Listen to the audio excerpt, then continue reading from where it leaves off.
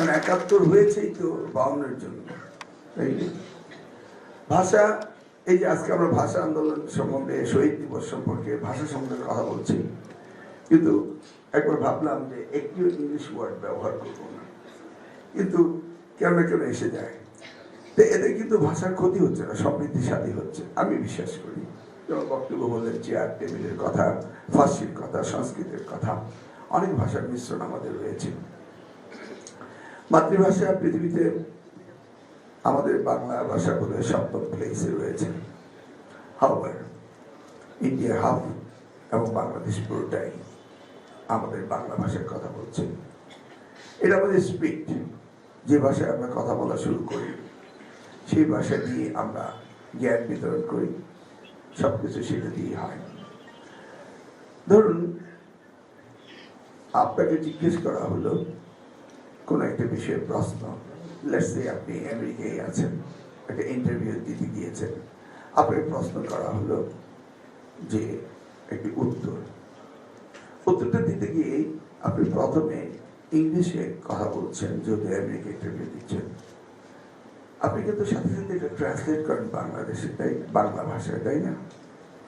আপনি কিন্তু ইংলিশের উত্তরটা ইংলিশেই দিচ্ছেন, বাট আপনার ব্যাক অফ ইউর মাইন্ড আপনি ট্রান্সলেট করছেন বাংলায়। আমরা শুরু করি মাতৃভাষার দিকে। পৃথিবীতে প্রায় 300 মিলিয়ন মাতৃভাষা রয়েছে, সেগুলিকে সংরক্ষণ কোথাও হচ্ছে, কোথাও হচ্ছে না। আন্তর্জাতিক মাতৃভাষা দিবস উপলক্ষে এই দায়িত্বটি কিন্তু আমাদের উপরে বল দিয়েছিল এই ভাষাকে সংরক্ষণ করা। আমাদের পক্ষে এই বিশাল ভাষা সংরক্ষণ করা সম্ভব না, কিন্তু আমরা চেষ্টা করছি যতটা সম্ভব এই আন্তর্জাতিক মাতৃভাষা সংরক্ষণ করা। সেই জন্যই আমাদের মাতৃভাষা সংরক্ষণের একটি প্রতিষ্ঠানও রয়েছে বাংলাদেশে। আমাদের দেশেও প্রায় ৬,০০০-এর উপরে ভাষা রয়েছে, সেগুলিকে আমাদের সংরক্ষণ করতে হবে। ভাষাকে আমাদের অত্যন্ত গুরুত্ব দিতে হবে, কারণ এটা আমার চিন্তা চেতনা ভাবনাকে প্রসারিত করে। আমরা কিন্তু ইংলিশে, উর্দুতে, আরবিতে স্বপ্ন দেখি না, আমরা স্বপ্ন দেখি বাংলা ভাষায়, এবং আমাদের বাস্তবায়িত হয় বাংলা ভাষায়, এবং এই স্বপ্নকে আমরা প্রতিষ্ঠিত করি বাংলা ভাষায়। তাহলে ২১ আমরা সবসময় বলি এটি চেতনা, ২১ আসলে চেতনা, এটাকে আমাদের প্রতিষ্ঠিত করতে হবে আমাদের কর্মজীবনে। এই ভাষা নিয়ে আমরা কিন্তু এখন একটু বিপদেই আছি। যেভাবে মডার্নাইজ হচ্ছে আমাদের ভাষা, ওই ইংরেজিতে আমি দেখেছি এই সাউথ আমেরিকান কান্ট্রিরা বলছে মি নো কাম, আমি আসতে চাচ্ছি না। ওরা কোনো গ্রামার ইউজ করে না, জাস্ট বলেই যায়, এবং সেটাই তাদের ল্যাঙ্গুয়েজে দাঁড়িয়েছে। আমাদের বাংলাও যেমন অনেকটা বিকৃতি হয়ে যাচ্ছে টেলিভিশন পর্দায় আমরা যখন কথা বলি, এবং বিভিন্ন টক শোতে আমরা দেখি অনেক ইন্টারভিউ নিচ্ছেন, তারা বাংলাকে মোটামুটি একটু চেঞ্জ করে ফেলছে। এই বিষয়গুলোকে আমাদের লক্ষ্য করতে হবে। বানান, গ্রামার এগুলি কিন্তু নাই বললেই চলে, সেদিকে আমাদের লক্ষ্য রাখতে হবে।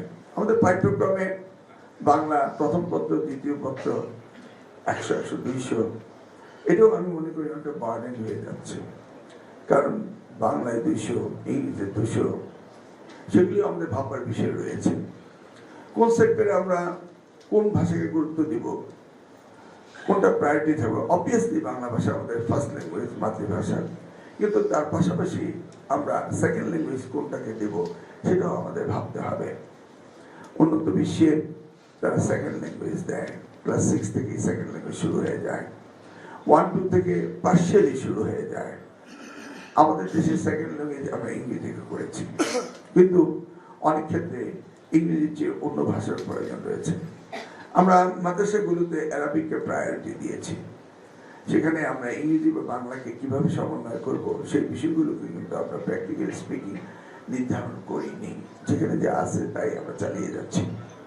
আজকে এই দিনে আমরা আমাদের বাংলা ভাষাকে সবচেয়ে বেশি কার্যকর করতে হবে, এবং এটাকে আমাদের ইম্পর্টেন্স দিতে হবে। ধরুন হাইকোর্টের একটি রায়, এটা যদি বাংলায় হতো তাহলে নিশ্চয়ই ক্লায়েন্টরা আরো ভালো বুঝতো। তবে আবার হাইকোর্টের রায় ইংরেজি বাংলাতে যাওয়ার বিষয়ে অনেক প্রশ্ন রয়েছে, অনেক আলোচনা রয়েছে। সেগুলো আমাদেরকে অ্যাড্রেস করতে হবে। অফিসিয়াল ল্যাঙ্গুয়েজ বাংলাদেশে এখন বাংলা, বেশ খানিকটা আগেও ইংরেজি ছিল।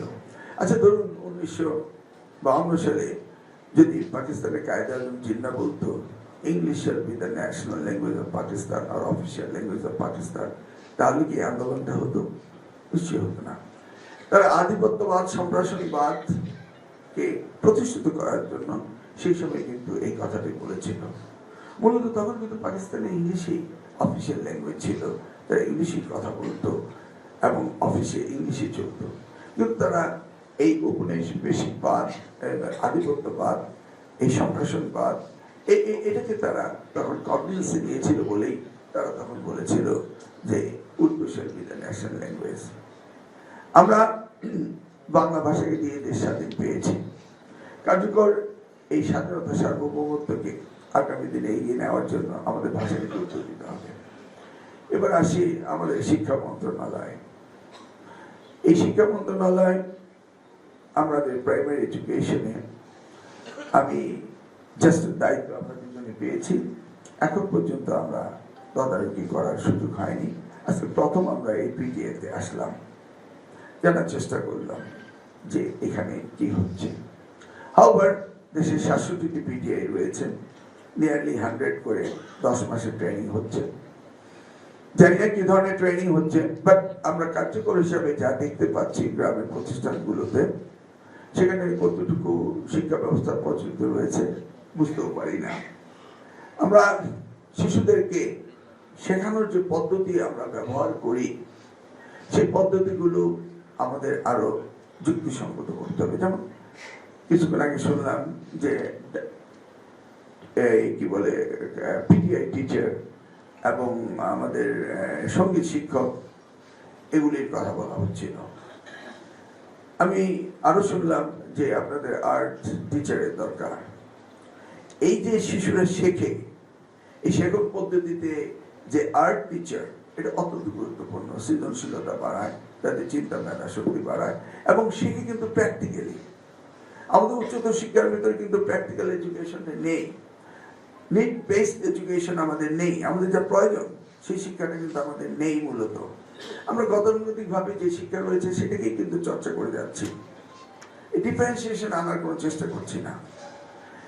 এই যে শিশুরা শিখবে, কিভাবে শিখবে? তার প্র্যাকটিক্যাল জিনিসটা, কলা বলছি আমরা শেখানোর জন্য, কিন্তু হাতে একটা কলা দিয়েই তো শেখাচ্ছি। তারা এই যে শিখছে প্রকৃতি থেকে, নেচার থেকে, এবং প্র্যাকটিক্যালি দেখে দেখে তারা স্পর্শ করে, গন্ধ নিয়ে, শুনে শিখছে। এটি তো প্র্যাকটিক্যাল এডুকেশন। আমাদের কি প্র্যাকটিক্যাল এডুকেশন থেকে আমরা টারশিয়ারি লেভেলে, সেকেন্ডারি লেভেলে তেমন একটা গুরুত্ব দিচ্ছি না। সেই জায়গাটিতে আমাদের যেতে হবে। অর্থাৎ আমি বলছি যে শিক্ষা আমাদেরকে কর্মসক্ষম জাতি দেবে, সেই শিক্ষায় আমাদের যেতে হবে। আমরা রিয়েলিস্টিকলি স্পিকিং, আমরা কিন্তু বেকারত্ব বাড়াচ্ছি, আমরা শেখাচ্ছি কিন্তু বেকারত্ব বাড়াচ্ছি। আচ্ছা, শিক্ষা কি মূলত বেকারত্ব বাড়ানোর জন্য না বেকারত্ব কমানোর জন্য? এই বেসিক কোশ্চেনটা অ্যাড্রেস কিন্তু আমরা করছি না। আমাদের কাছে আসা শুরু হয়েছে যে অনার্সে এই সাবজেক্ট দিতে হবে, ওই সাবজেক্ট দিতে হবে, কলেজ করতে হবে, স্কুল করতে হবে, মাদ্রাসা করতে হবে। তার মানে কি শিক্ষা মন্ত্রণালয় কি বেকারত্ব সৃষ্টি করার কারখানা না বেকারত্ব দূরীকরণের কারখানা? আমাদের বেসিক এই কোশ্চেনগুলোতে আমরা অ্যাড্রেস করতে হবে। আমরা তা করছি না। কিন্তু আমাদের বিশ্ববিদ্যালয় থেকে বেরিয়ে যত বেকার রয়েছে, এইভাবে যদি বিশ্ববিদ্যালয়গুলো শিক্ষাক্ষেত্রে যদি ক্রমান্বয়ে বেকারত্ব বাড়াতেই থাকে, তাহলে এই দেশটা এই বেকারত্বের বোঝাকে নিয়ে আমরা কোথায় যাবো? একবার ভেবে দেখুন। সেই জন্য আমাদের শিক্ষাকে মূলত কার্যকরী শিক্ষা ব্যবস্থা আসতে হবে। এর আগে আলোচনা হয়েছিল, আমি যখন প্রতিমন্ত্রীর দায়িত্বে ছিলাম, ক্লাস 1 থেকে ক্লাস 8 পর্যন্ত আমাদের প্রাইমারি স্কুলকে নিয়ে যাওয়া, সেই কাজটি এখনো হয়নি। 8 থেকে ইন্টারমিডিয়েট লেভেল পর্যন্ত হাই স্কুল গ্রাজুয়েশন, যেটা উন্নত বিশ্বে রয়েছে, 1 to 12 পর্যন্ত হাই স্কুল গ্রাজুয়েশন। আমরা তো একই পৃথিবীতে বাস করছি, রাষ্ট্র পৃথক হতে পারে, কিন্তু শিক্ষা তো হলো কমন কমোডিটি। এটা তো কোনো স্পেশাল বাংলাদেশের জন্য সেপারেট কমোডিটি হতে পারে না। এই শিক্ষাকে আমাদের এই গ্লোবাল ভিলেজে আমাদের শিক্ষাকে সকলের সাথে সমন্বয় মিলিয়ে তো চলতে হবে। আজকে স্বাধীনতা 54-55 বছর পেরিয়ে যাচ্ছি, আমরা কি সেই স্তরে যাওয়ার চেষ্টা করছি না রুটিন ওয়ার্ক করছি? এই বিষয়টি আজকে আমাদের কাছে বিশাল প্রশ্ন। আর রুটিন ওয়ার্ক করা যাবে না, আমাদেরকে করতে হবে কর্মমুখী শিক্ষা ব্যবস্থা, নিড বেসড এডুকেশন, যেটা আমাদের সত্যিকার একটা প্রয়োজন। এখন আসা যাক প্রাথমিক স্তরে শিক্ষকদেরকে কিভাবে তৈরি করতে হবে। আমরা জানি কনসালটেন্টরা অনেক কথা বলে এবং এই কনসালটেন্টরা কনসালটেন্সি দিচ্ছে এবং প্রজেক্টের পর প্রজেক্ট আমরা করছি, কিন্তু অভাব নেই প্রজেক্টে। এই প্রজেক্ট শেষ হচ্ছে, ওই প্রজেক্ট আসছে, এই পিডি আসছে, ওই পিডি যাচ্ছে। আমি নিজে 5 বছর মন্ত্রী ছিলাম, যদি এই মন্ত্রণালয় নাই, সবসময় বসে বসে চিন্তা করছি, ভাবছি প্রত্যেকের জীবনেই সমাজের কিছু না কিছু করার প্রয়োজনীয়তা রয়েছে। যেটা আমি ভেবেছিলাম বলেই আমি রাজনীতিতে এসেছিলাম এবং আমার নাগরিকত্ব ছেড়ে দিয়ে আমি বাংলাদেশে থেকেছিলাম। কিন্তু বিগত 17টি বছর আমি গবেষণা করে দেখেছি আমাদের শিক্ষা খাতে কোনো উন্নয়ন হচ্ছে না। নিজেও ছিলাম, কিন্তু আমি কোনো পরিবর্তন পাইনি। ক্রমান্বয়ে আমরা যেন নিচের দিকে চলে যাচ্ছি। তো এইভাবে কি আমরা যেতে পারি? নিশ্চয়ই না। তাহলে আমাদের শুরু করতে প্রাথমিক স্কুল থেকে, বেস লেভেল থেকে। কোথাও গেলে বলে আমাদের এই নেই, সেই নেই, ওই নেই, অর্থাৎ ইনফ্রাস্ট্রাকচার নেই। শিক্ষকরা বলবে তাদের বেতন নেই, তাদের সুবিধা নেই, কিন্তু প্রোডাক্টিভিটির কথা কেউ বলছে না। কিন্তু আমরা যদি আমাদের পূর্বপুরুষের ইতিহাসে চলে যাই, তখন দেখব শিক্ষকরা তাদের চাহিদার কথা বলতো না, তারা বলতো তাদের সন্তানরা, তাদের ছাত্রছাত্রীরা যেন উচ্চ শিক্ষিত হয়। শিক্ষকদের ভিতরে সার্থকতা হতো তখন যখনই তার সন্তানের, তার ছাত্রছাত্রীরা জীবনে প্রতিষ্ঠিত হতো। আমি গল্প শুনেছিলাম, আমি মন্ত্রী থাকার সময় আমার এলাকার একজন হেডমাস্টার, তিনি এসেছিলেন সচিবালয়ে। তো তিনি আমার রুমে আসার আগে বারবার কেবল ওনাকে পা ধরে সালাম করছিল। এই গল্পটি আমাকে করেছিলেন তিনি। তার জীবনে কত আনন্দ বলার নেই, কিন্তু তিনি কখনো বলেননি যে আমি এই সুবিধা চাই, ওই সুবিধা চাই। শিক্ষকতা একটি মহান পেশা, এই পেশায় আমাদের আত্মনিয়োগ করতেই হবে, এর কোনো ব্যতিক্রম নেই। প্রাথমিক স্কুলের শিক্ষকরা যদি চিন্তাই করেন যে না, আমাকে বেতন ঠিক হলো না, আমি ছাত্রছাত্রীদের ঠিক মতো দেখতে পাচ্ছি না, এ তো হতে পারে না। প্রাথমিক স্কুলের শিক্ষকদেরকে আমি অনুরোধ করব, আপনারা আপনাদের সন্তানের মতো ছাত্রছাত্রীদের দেখবেন। আমি আমার কচুয়ায় দেখতে পাই যে নিজের ছেলে মেয়েকে অন্য স্কুলে পড়াচ্ছে, আর তিনি শিক্ষকতা করছেন, তার স্কুলে তার ছেলে মেয়েকে পড়াচ্ছে না। Can you see? উনি শিক্ষক, আর আমি তো দেখেছি আমার বাবা, আমার মা আমাকে লেখাপড়া করিয়েছে, হাউস টিচার আমাদের দিতে হয়নি। আমার বাবা মা ওনারা চাকরি করতেন অন্য ডিপার্টমেন্টে, সরকারি আমলা ছিলেন, তারা আমাদেরকে পড়াতেন। আর শিক্ষকরা তাদের সন্তানকে তাদের নিজ ইনস্টিটিউশনে না পড়িয়ে তারা অন্য জায়গায় পড়ান। আমি দেখেছি আমার কচুয়ার প্রাথমিক স্কুলের শিক্ষকরা কচুয়াতে প্রাথমিক শিক্ষকতা করেন, বাসা রাখেন কুমিল্লায়, ছেলে মেয়েদেরকে কুমিল্লায় পড়ান। Can you imagine? একবার চিন্তা করে দেখেন, আপনি একটি স্কুলের শিক্ষক, আপনি আপনার ছেলে মেয়েকে এখানে না পড়িয়ে শুধু আপনি অর্থনৈতিক কারণে ওই স্কুলে পাঠদান করাচ্ছেন, আর আপনি থাকছেন জেলা শহরে, সেখানে দৌড়ে গিয়ে 2 ঘন্টা ড্রাইভ করে গিয়ে আপনি সেইখানে গিয়ে আপনার সন্তানদেরকে অন্য স্কুলে পড়াচ্ছেন। কি আমি মিথ্যে বলছি? আপনাকে অন্তর্দৃষ্টিতে দেখতে হবে। আপনি যখন আপনার সন্তানকে আপনার স্কুলে পড়ান না, অন্য জায়গায় পড়ান, তার মানে আপনি কি সত্যিকারের শিক্ষক? শুনুন, আমাদের দৈন্যতা রয়েছে, আমরা জানি এই দেশটি আপনার, আমার, আমাদের সকলের। কিন্তু এই দেশের পরিবর্তন আনতে হলে তো আমাদের একটি জায়গায় কাজ করতে হবে, সেটি শিক্ষা। এর বাইরে কি অন্য কোথাও কাজ করার আছে? আমরা যদি প্রত্যেকটি শিক্ষক প্রমিস করি আমার এই জীবনে যতগুলি ছাত্রছাত্রী পাবো প্রত্যেককে আমরা সঠিকভাবে আমার নিজের সন্তানের মতো শিক্ষিত করব, তাদেরকে গড়ে তুলবো, তাহলে একবার ভেবে দেখুন, চোখ বন্ধ করে 10 বছর পরে বাংলাদেশ একটি বিশ্বের সবচেয়ে বেশি মানব সম্পদের দেশ, তাই না?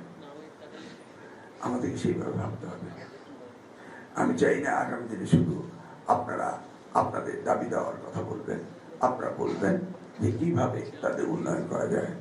এই মাত্র আমি সচিব সাহেবকে বললাম যে কি করছেন সেটা নয়, কি করতে চাচ্ছেন সেটা বলবে, not based on your education ministry. Go out of the box, think something new and tell us যে আমি আমার চাকরি জীবনে, শিক্ষকতা জীবনে এই এক্সপেরিয়েন্সটা পেয়েছি, এটাকে এখানে অ্যাডাপ্ট করলে আমাদের জন্য উপকৃত হব আমরা। সেই জায়গাটিতে আমাদের যেতে হবে, তা না হলে আমরা সকলে নিরর্থক, এই জীবন শুধু কেটে যাবে, কিন্তু আমরা কিছু রেখে দিতে পারবো না। আমরা সকলে যেন ফুটপ্রিন্ট রেখে দিতে পারি, সেই চিন্তা আমাদের করতে হবে। মাননীয় প্রতিমন্ত্রী তিনি কিছু রেফারেন্স দিয়ে কথা বলেছেন যে আমাদের ভিতরে সততা, নিষ্ঠা, কর্মদক্ষতা এবং আমাদের দুর্নীতিমুক্ত থাকতে হবে। দুর্নীতি হচ্ছে আমাদের সমাজের গ্রাস। আমি 5টি বছর মন্ত্রী ছিলাম, কই 111 তো আমাকে একটু দুর্নীতির মামলা করতে পারিনি, যদিও অনেক জঘন্য মামলা করে আমাকে 3.5 বছর জেলে রেখেছিল আমার প্রতিপক্ষ, কিন্তু দুর্নীতির মামলা একটিও করতে পারেনি। ওটা সবচেয়ে সহজ ছিল না করা। আমাদের প্রত্যেককেই দুর্নীতি মুক্ত থাকতে হবে। বিশেষ করে আমরা দুজন যেখানে রয়েছি সেখানটা আমাদের করতেই হবে, এটি আমাদের অদম্য চেষ্টা, বাধ্যবাধকতা থাকতে হবে। দুর্নীতি শুধু অর্থনীতি না, নীতিগত দুর্নীতি রয়েছে। আপনি ক্লাসরুমে গিয়েছেন 8 ঘন্টা ক্লাস করার জন্য, আপনি প্রতিদিন চিন্তা করবেন যে আমাকে সরকার দায়িত্ব দিয়েছে, নিজে দায়িত্ব নিয়েছি, শিক্ষকতার পেশায় এসেছি, আমার প্রতিদিন কতটুকু কাজ করার দরকার দেশ গঠনে, মানব সম্পদ গঠনে। এই বিষয়টি যদি আপনাকে নিজেকে জিজ্ঞেস না করে আপনি শুধু সময় কাটিয়ে গেলেন, এটা কি একটি দুর্নীতি নয়? আমি যখন প্রতিমন্ত্রী ছিলাম তখন নোয়াখালীতে একটি মিটিং ছিল, আমার বিশাল মিটিংটি ছিল। পরীক্ষায় 0 অনেক মাদ্রাসায় পেত, শুধু মাদ্রাসার জন্য লিখেছিলাম। তো আমি 0 পাস করতো আর কি, একজনও পাস করতো না। তো আমি ওখানে আমাদের সকল প্রতিনিধিরা ছিল, মাদ্রাসা সুপারিনটেন্ডেন্টরা ছিল এবং সরকারি প্রতিনিধিরা ছিল।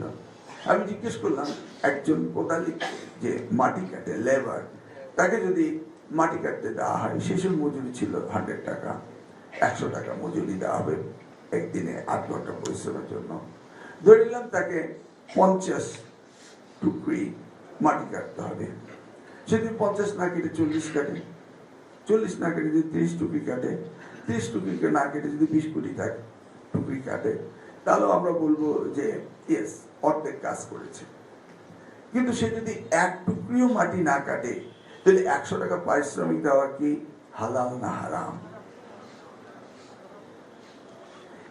1 টুকরিও মাটি কাটলেন না, আপনার পারিশ্রমিক 100 টাকা আপনি নিয়ে গেলেন, তাহলে এই আয়টা হালাল না হারাম? কিন্তু হুজুররা তখন আমার উত্তর দেয়নি, কারণ তারা জানে এরপর আমি কোথায় যাচ্ছি। যেই মাদ্রাসায় আপনাকে বেতন দেওয়া হলো, গভর্নমেন্টের এমপি অনুযায়ী পয়সা দেওয়া হলো, একজন ছাত্র পাস করলো না, তাহলে ওই মাদ্রাসায় এই পয়সাটা হালাল ছিল না হারাম ছিল? আমরা হালাল হারাম বলতে শুধু জবাই করা মাংস আর শুয়োরের মাংসই মনে করি? হতে পারে না। আবার আমার মুখরুর কথা বলি, এটা খেতে পারি, ওটা খেতে পারি না, খাওয়ার সময় সেটা হচ্ছে, কিন্তু অন্য জায়গায় আমরা সে চিন্তা করছি না। আমি অনুরোধ করবো, আমরা সকলেই নিজ গুণে চিন্তা করব যে আমার দায়িত্বটা কি, আমি কি করতে চাচ্ছি। আমি বিশ্বাস করি প্রত্যেকটি প্রাইমারি স্কুলের শিক্ষকরা যদি তারা নিজ গুণে চিন্তা করেন, আমার সামনে এই সন্তানগুলি, এগুলি আমার নিজের সন্তান। এর একজন ডাক্তার, ইঞ্জিনিয়ার, সাহিত্যিক, লেখক, সায়েন্টিস্ট, অ্যাস্ট্রোনট, পাইলট, কত কি হতে পারে, এবং এটা আমার সন্তান। যেমন আমি ভাই স্বপ্ন দেখি আমার সন্তানকে, ঠিক তেমনি ভাবে আপনি যখন আপনার ক্লাসরুমে দেখবেন ওই ছোট্ট বাচ্চাগুলিকে যদি আপনার সন্তান হিসেবে স্বপ্ন দেখেন, তাহলে নিশ্চয়ই একটি বাচ্চাও ঝরে পড়তে পারে না।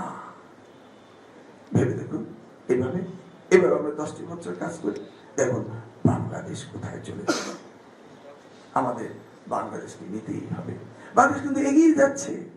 কিন্তু গতকালকে একটি সুন্দর দৃশ্য দেখলাম, মাননীয় প্রতিমন্ত্রী জামাত শহীদ মিনারে পুষ্প অর্পণ করতে গিয়েছে। দেখুন, আগামীর বাংলাদেশ, যেটা আমাদের প্রিয় নেতা, আমাদের প্রধানমন্ত্রী জনাব তারেক রহমান, তিনি আগামীর বাংলাদেশকে গড়তে চান। আজকে আগামী বাংলাদেশে আমরা কি দেখতে পেয়েছি? জামাত ও শহীদ মিনারে যাচ্ছে পুষ্পস্তবক দিতে। রিব্র্যান্ডিং, তার নিজেকে নতুন ভাবে আনার চেষ্টা করছে। Completely rebranding. জামাত তো বিশ্বাস করে না শহীদ মিনারে যাওয়া, কিন্তু তারা যাওয়া শুরু করেছে। Let's start the same rebranding. আমাদের সকলকে নতুন ভাবে আমাদের কাজ করতে হবে, নতুন চিন্তা ভাবনা করতে হবে, আউট অফ দ্য বক্স যেতে হবে। আমাদের আগামীর বাংলাদেশ, যে স্লোগান দিয়েছেন আমাদের প্রধানমন্ত্রী, আগামীর বাংলাদেশ গড়ার জন্য প্রত্যয়, প্রতিজ্ঞা, শপথ করবে কারা? জনগণ, ছাত্ররা না, আপনারা শিক্ষকগণ। কোনটা? আপনারা। শুরু হতে হবে আপনাদের কাছ থেকে, কারণ আপনারা তো শিখাচ্ছেন। একটা বেবি সে শিখে আস্তে আস্তে শিখতে থাকে। এই শেখানোর দায়িত্ব আপনাদের। It starts from the primary school, আপনাদের কাছ থেকে। তাই অনুরোধ করব, আজকের এই দিনে আগামী বাংলাদেশ গড়ার শপথ আমাদের এই শিক্ষকদের নিতে হবে। এই আহ্বান জানিয়ে আপনাদের সাথে আগামীতে আরো দেখা হবে, আরো কথা হবে, আরো বোঝার চেষ্টা করব, আরো জানার চেষ্টা করব, এবং এই শিক্ষা ব্যবস্থার পরিবর্তন আনতেই হবে এবং এটাকে যোগ উপযোগী করতেই হবে। শেখন পদ্ধতি আর সব পদ্ধতি নিয়ে আলোচনা করতে হবে, শুধু কনসালটেন্ট দিয়ে নয়, আমাদের নিজস্ব অনুভূতি দিয়েও তো করতে হবে। কেন অনেক শিক্ষক আছেন না যে আপনারা অঙ্ক শিখেছেন পাথর দিয়ে, কাঠি দিয়ে, শিখেননি? অনেকেই তো শিখেছেন। তাহলে আজকের এই বিজ্ঞানের যুগে, এই মডার্ন যুগে এসে আমরা তো আরো অনেক সুবিধা পাচ্ছি, তাই না? সব মিলিয়ে আমরা আগামীর বাংলাদেশ গড়ে তুলব আমাদের প্রধানমন্ত্রী জনাব তারেক রহমানের নেতৃত্বে, এবং আপনারই হবে তার টুলস। এই জন্যই এই শিক্ষা মন্ত্রণালয় সবচেয়ে গুরুত্বপূর্ণ মন্ত্রণালয়। এটিকে আমি আর 8-10টি মন্ত্রণালয়ের সাথে মনে করি না। এই ভিন্নতর মন্ত্রণালয়ের যাত্রা শুরু হয় প্রাথমিক থেকে। আসুন আজকে এই 21শে ফেব্রুয়ারি মাতৃভাষা দিবসে, শহীদ দিবসে, যে দিবসকে নিয়ে আমরা স্বাধীনতা পেয়েছি, বিশ্বে পরিচিত পেয়েছি, সেই দিবসে আমরা সকলে অঙ্গীকার করি আমরা স্ব জায়গায় আমাদের নিজ নিজ দায়িত্ব পালন করব। সবকিছু ঊর্ধ্বে উঠে আমরা আমাদের সন্তানকে ভালোবাসবো, ভবিষ্যৎ প্রজন্মের বাংলাদেশ গড়ে তুলবো। এই আহ্বান জানিয়ে